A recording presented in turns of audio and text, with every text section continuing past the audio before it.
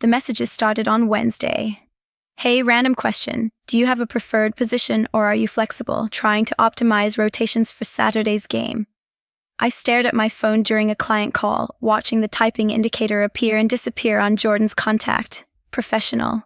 Completely normal coach question. I waited 3 hours before responding. Middle blocker is fine. Her reply came in under a minute. Perfect. That's where I thought you'd shine. Your vertical is impressive for someone who hasn't played in years. Then, an hour later. Also, if you want to come in Friday for extra practice, the gym's open. No pressure, just offering. Thursday morning. Thought of you when I saw this. A link to an article about the mental health benefits of returning to abandoned hobbies. Subtle as a brick. Thursday evening.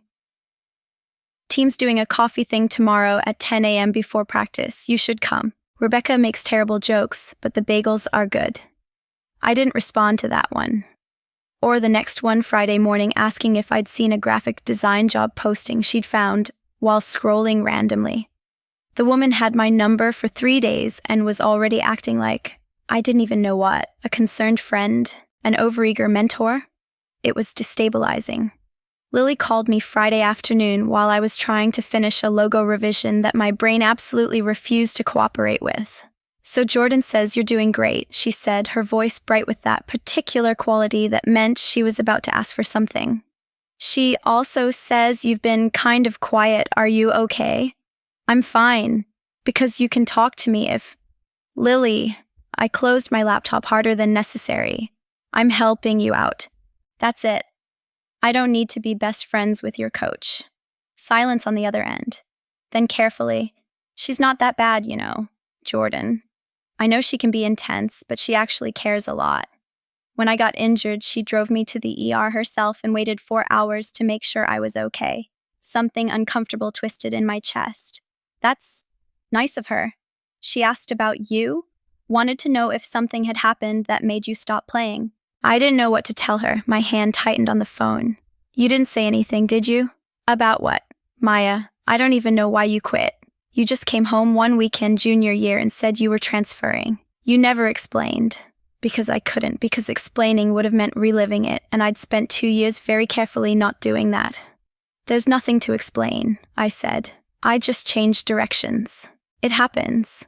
Lily didn't sound convinced, but she let it drop. After we hung up, I sat there staring at my blank laptop screen, trying to ignore the part of my brain that kept circling back to the same question. What if I told Jordan? What if I just said it? You humiliated me. You're the reason I left. You destroyed something I loved. What would she do? I deleted the thought before it could fully form. Saturday's game was at a high school gym 40 minutes outside Boulder. I'd planned to arrive exactly on time, slip in quietly, play, and leave. Jordan was waiting in the parking lot when I pulled up. She was leaning against her car, an older Subaru covered in bumper stickers about women's sports and national parks, scrolling through her phone. When she saw me, her face lit up with a smile that seemed genuinely pleased, like my showing up had made her day. You came early, she said. I checked my watch. I was exactly on time. She'd clearly been here for a while. Traffic was better than expected, I lied. Good. I wanted to catch you before we go in. She pushed off her car, and I noticed she was wearing the same coaching jacket from practice, but had paired it with jeans that fit her in a way I absolutely did not need to notice. I've been thinking about our rotation strategy, and I want to try something. Okay, I'm going to build the lineup around you. I blinked. What? You're the strongest player we have technically. If I set you up right, good sets, smart positioning, we could actually win this game. She said it matter-of-factly, like it wasn't a huge amount of pressure to drop on someone who'd played exactly one practice. I know that's a lot to ask, but I think you can handle it. Jordan, I'm not trying to pressure you. She took a step closer, and I caught the scent of her detergent, something clean and cedar-like. But I've been watching you. Even when you're scared, even when you're holding back, you read the game better than anyone else on the court. You have instincts that can't be taught.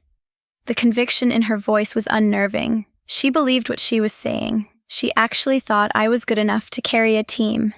What if I'm not ready? The question came out smaller than I intended. Then we lose a game. It's amateur league, Maya. The stakes are pretty low, she smiled, and there was something knowing in it. But I don't think that's what you're really asking. She was right. I wasn't asking if I was ready to play volleyball. I was asking if I was ready to let myself care about it again, to invest, to risk the possibility of failure or humiliation, or just try, Jordan said quietly. I've got your back. If it falls apart, that's on me as a coach, not on you. We won. I don't know who was more surprised, me or the other team. Jordan's strategy worked. She fed me sets all game, and my body remembered things I didn't know it still knew. The angle of a cross-court spike, the timing to tool a block, the way to read a setter's shoulders and know where the ball was going before they even touched it. It felt like flying, like the 2 years of distance had never happened. Like I was 20 years old again, and volleyball was still the best part of my life. After match point, Jordan ran onto the court and grabbed me in a hug that lifted me off my feet. I knew it, she was practically shouting. I knew you still had it. Her arms were strong around me. She smelled like sweat and that cedar detergent and something else. Something warm and alive that made my brain short-circuit. I pushed away too quickly, stumbled back. She looked momentarily confused, then covered it with another smile. Sorry, I get excited. She rubbed the back of her neck, a gesture that seemed oddly vulnerable. But seriously, Maya, that was incredible. You were incredible. The rest of the team swarmed us then, everyone celebrating, and I let myself get pulled into it. Rebecca high-fived me hard enough to sting. Katie, a quiet woman in her 30s, told me she'd never seen someone block that effectively. Even Lily, hobbling over on her boot, looked proud enough to burst. But through all of it, I kept catching Jordan's eyes. She was watching me with this expression I couldn't quite name. Pride, maybe, or curiosity.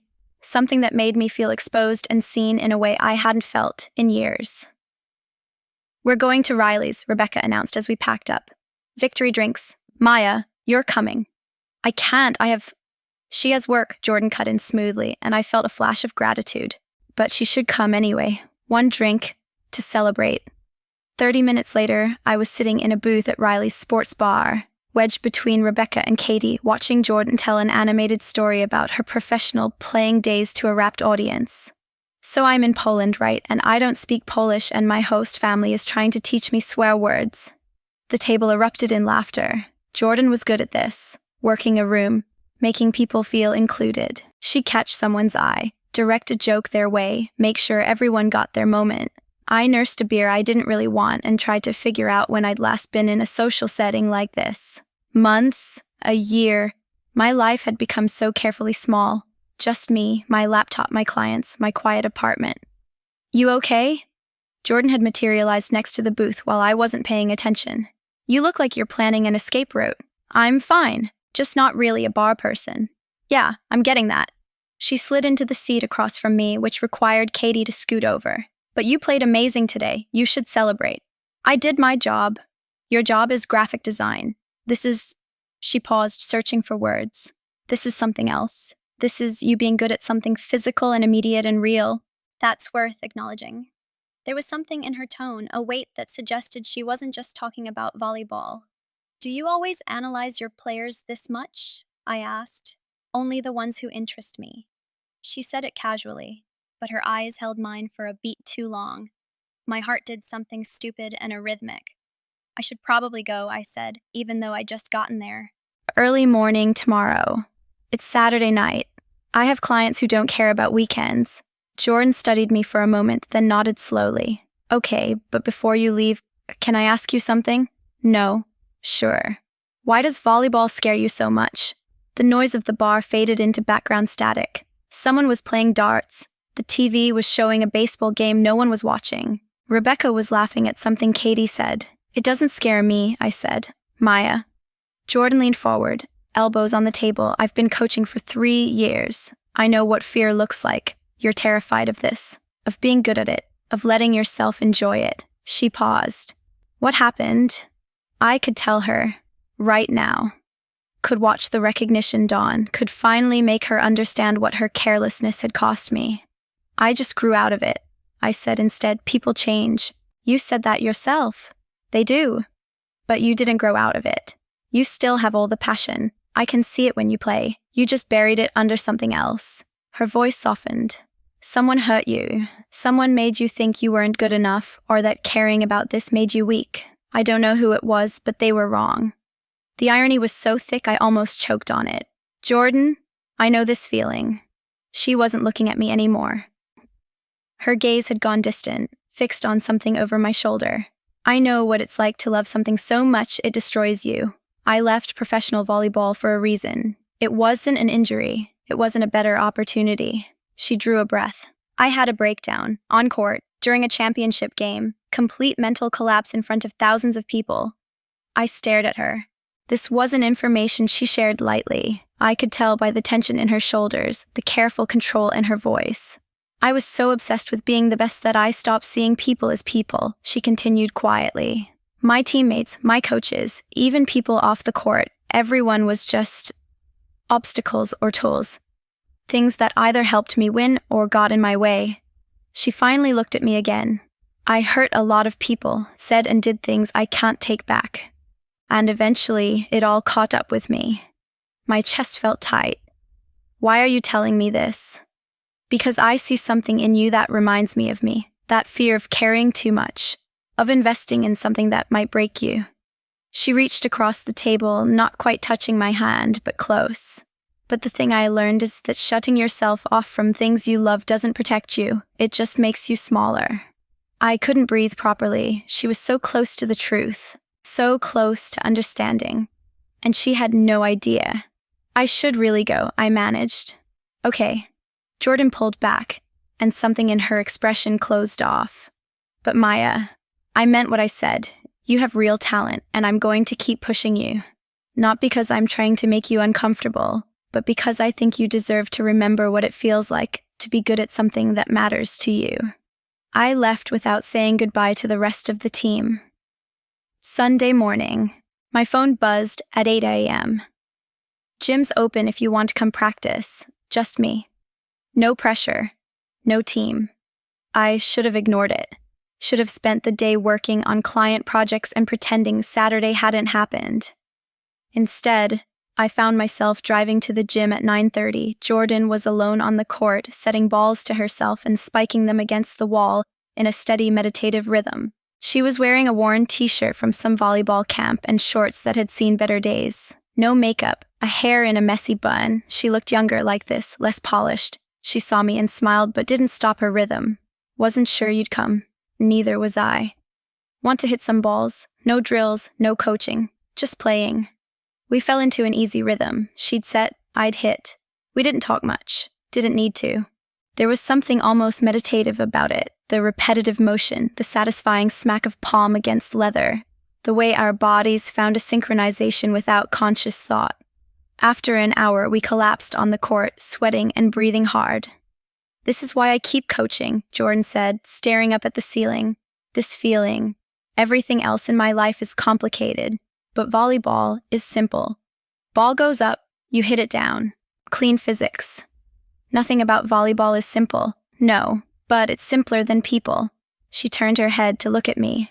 You're complicated, Maya Chen. I'm really not. You are. You're good at something you pretend to hate. You show up to things you clearly don't want to do. You help your sister even though it costs you something. She propped herself up on one elbow. And you look at me sometimes like you're trying to solve an equation. My pulse kicked up. It's okay, I look at you the same way. She said it so casually, like she hadn't just admitted to thinking about me. I can't figure you out. Usually I'm pretty good at reading people, but you're all locked doors. Maybe some doors should stay locked. Maybe, but I've never been good at leaving things alone when I'm curious. She stood up, offered me a hand. Come on. Let's run it again. We practiced for another hour. This time, she pushed me harder. Faster sets. More complex patterns, testing my limits. At one point, I missed a spike badly. The ball flew wide and hit the wall with a pathetic thump. Shit, I muttered. Again. Jordan, I'm tired. Again. I ran the approach. Set came in. I jumped and connected. Perfect angle, perfect power. The ball slammed into the floor on the other side of the net. There. Jordan's smile was triumphant. That's what you look like when you stop thinking. Something in me cracked open. Just a little. Just enough to be dangerous. Why do you care so much? I asked. About whether I get better at this? Jordan's smile faded into something more serious. Because you remind me of me before everything fell apart, and because she hesitated, then seemed to make a decision. Because I don't have a lot of things in my life that matter anymore. I coach this team. I work at a sporting goods store. I go home to an empty apartment. But when I'm here helping people get better at something they love, that feels like it means something. The vulnerability in her voice was staggering. You should have more than this, I said before I could stop myself. Yeah, probably. She picked up the ball, tossed it hand to hand.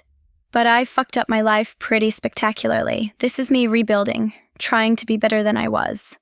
She had no idea that I was part of that wreckage, that I'd been collateral damage in her journey to rock bottom. I should tell her, should rip off the Band-Aid and get it over with. Jordan.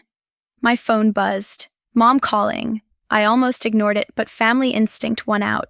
Sorry, I need to take this. I stepped outside. Mom wanted to know about the game, about whether I was eating enough, about when I was coming to dinner. Normal mom things that felt absurdly out of place given what I'd almost just done. When I came back inside, Jordan was packing up the equipment. Everything okay? She asked. Yeah, just my mom. She proud of you for playing again? I hadn't actually told Mom the details, hadn't mentioned who was coaching, hadn't explained why this was hard. She's just glad I'm helping Lily. Jordan nodded, but something in her expression suggested she didn't quite believe me. You know, you don't have to keep coming to these practices. I can find someone else if this is too much. No. The word came out too fast, too emphatic. No, I'll finish the 6 weeks. Because of Lily. Because of Lily, I confirmed, but we both knew I was lying. That week, the messages intensified. Jordan sent me articles about sports psychology, a funny video of a volleyball blooper reel, a link to a documentary about women's professional sports. She texted me before practice to ask how my day was. After practice to tell me I'd done well on a specific play. She was inserting herself into my life, and I didn't know how to stop it without explaining why I needed her to stop. Thursday's practice, she kept me after again. This time, we worked on setting. You need to be able to play multiple positions, she explained. Makes you more valuable to the rotation. Her hands guided mine into the correct position, thumbs and forefingers forming a triangle. She stood behind me, close enough that I could feel her breath on my neck. Like this. See, you want the ball to make contact right in the sweet spot. I could barely focus on her words. Everything in my brain was screaming about proximity, about the warmth of her body, about the way her voice dropped into something almost intimate when she was teaching. Maya, her hands stilled on mine. You're not breathing. I stepped away so fast I almost tripped. I'm fine. I got it. Jordan's expression was unreadable. Did I do something wrong? Yes, no, everything, and nothing. I just need space, I said. She backed up immediately, hands raised. Of course, sorry. I have a tendency to get in people's personal bubbles when I'm coaching. Old habit. We finished the practice with careful distance between us, but I could feel her watching me, trying to figure out what she'd done, what invisible line she'd crossed. After, as I was leaving, she caught my arm gently. Hey, I'm sorry if I made you uncomfortable. That wasn't my intention. You didn't. I stopped. Started again. It's not you. Okay. She didn't sound convinced. But if I do something that bothers you, tell me. I can't fix what I don't know about. The earnestness in her voice was unbearable. I will. I lied. I drove home with my hands shaking on the wheel, trying to figure out how much longer I could keep this up. 6 weeks had seemed manageable in theory, but Jordan wasn't making it easy. She was being thoughtful and attentive and genuinely invested in my well-being, and it was destroying all my carefully constructed defenses. Because the worst part, the part I didn't want to acknowledge, was that I was starting to like her. Not the memory of her, not the Jordan from 2 years ago, but this version. This woman who texted me documentaries and stayed late to help me improve and looked at me like I mattered. And that was the most dangerous thing of all.